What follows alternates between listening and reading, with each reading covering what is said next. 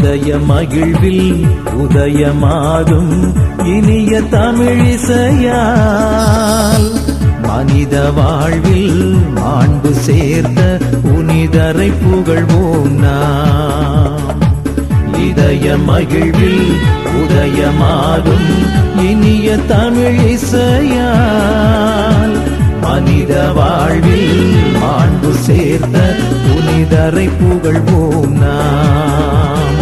ஆஹா ஆஹா ஆஹா லல்லல்லா ஆஹா ஆஹா ஆஹா லல்லல்லா. இதய மகிழ்வில் உதயமாகும் இனிய தமிழிசையால் மனித வாழ்வில் மாண்பு சேர்த்த புனிதரை புகழ்வோம் நாம்.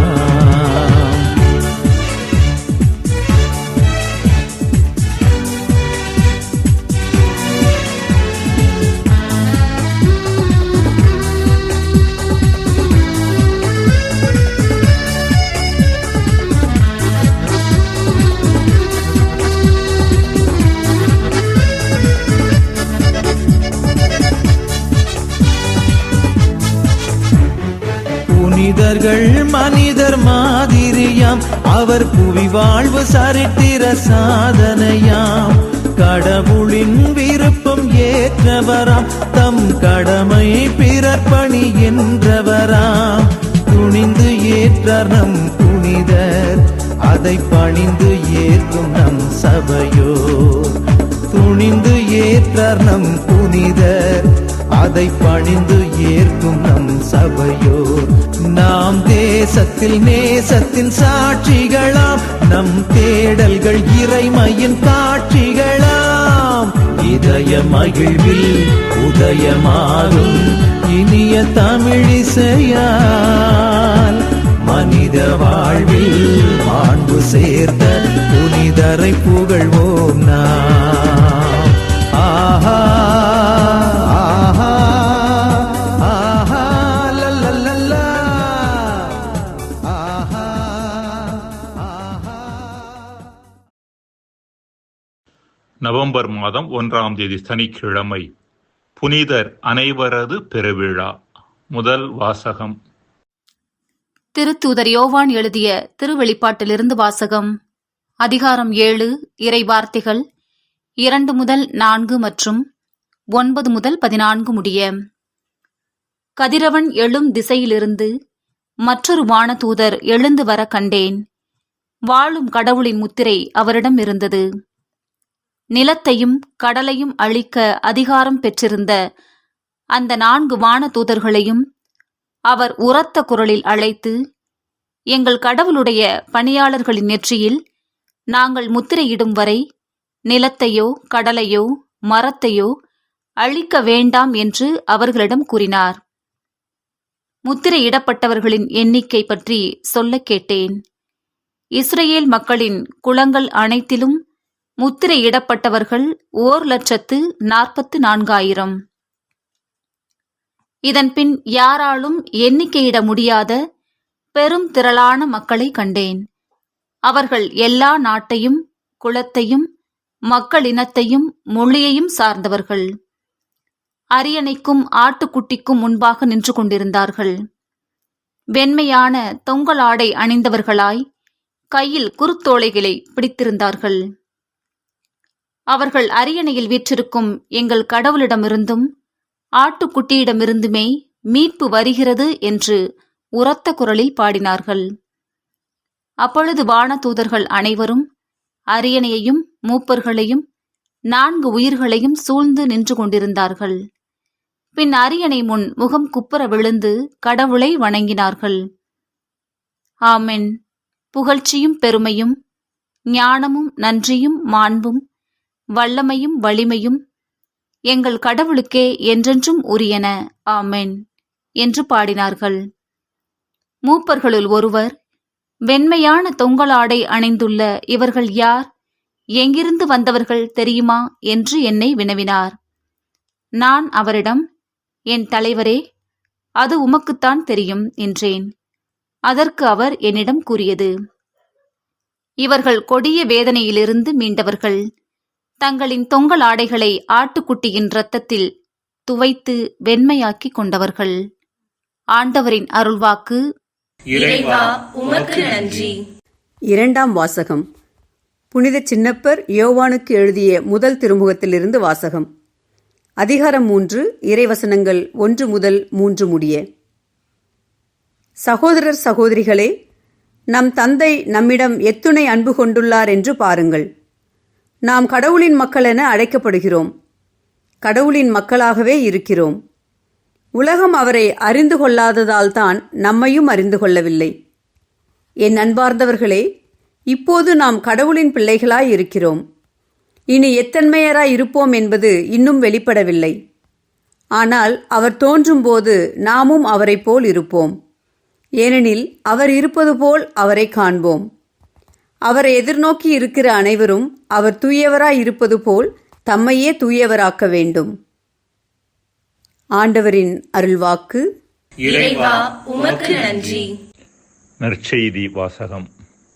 மத்தேயு எழுதிய தூய நற்செய்தியிலிருந்து வாசகம்.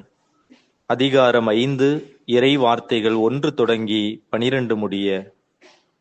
அக்காலத்தில் இயேசு மக்கள் கூட்டத்தை கண்டு மலை மீது ஏறி அமர, அவருடைய சீடர் அவர் அருகே வந்தனர்.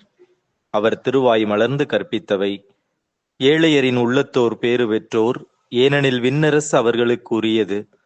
துயருருவோர் பேறு பெற்றோர், ஏனெனில் அவர்கள் ஆறுதல் பெறுவர்.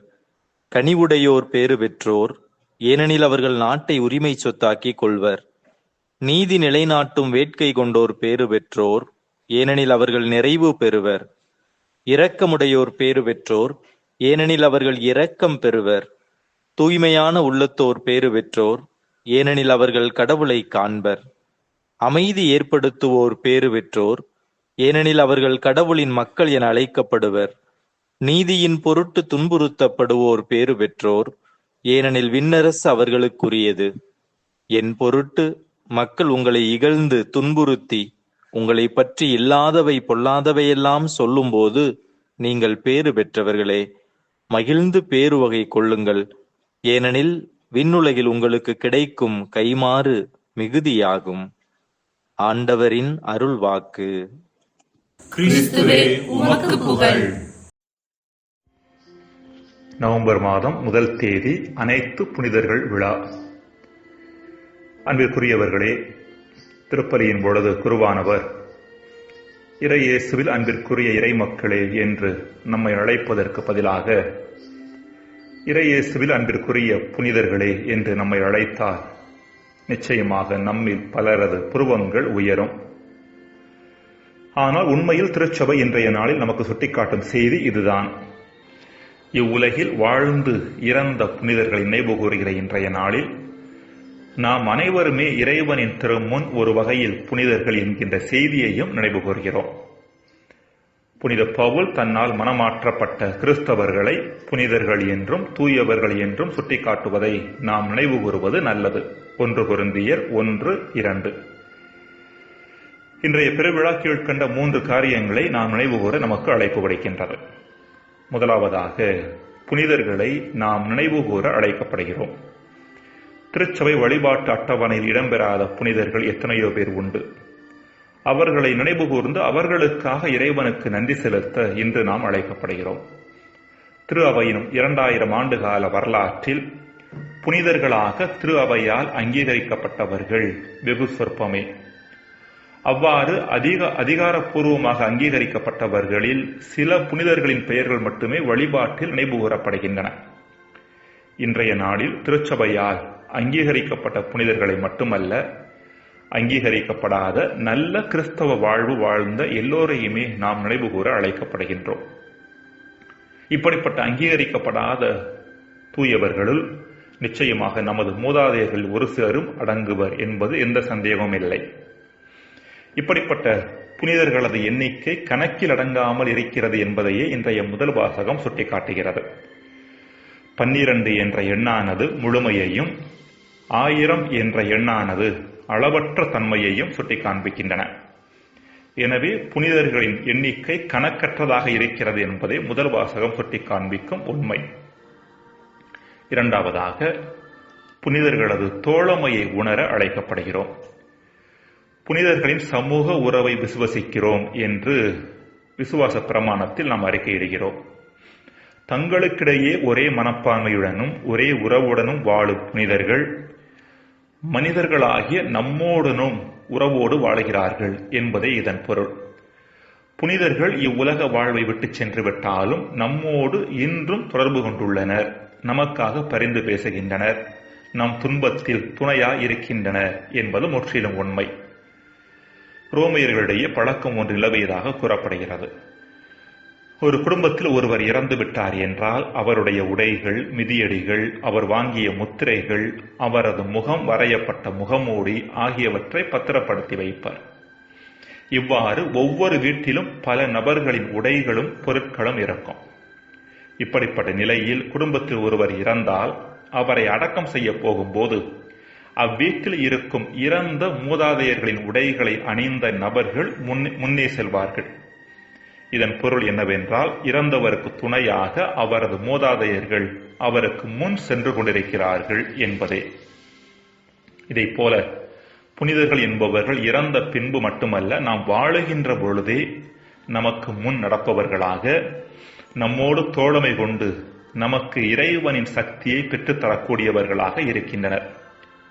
புனிதர்களின் இப்படிப்பட்ட தோழமையை உணர்ந்தோம் என்றால், அன்பிற்குரியவர்களே, நம் வாழ்வில் தோல்விகள் கண்டு துவள மாட்டோம், தடைகள் கண்டு தயங்க மாட்டோம், துன்பங்கள் கண்டு துயரப்பட மாட்டோம். மூன்றாவதாக, புனிதர்களின் வழி நடக்க நாம் அழைக்கப்படுகிறோம்.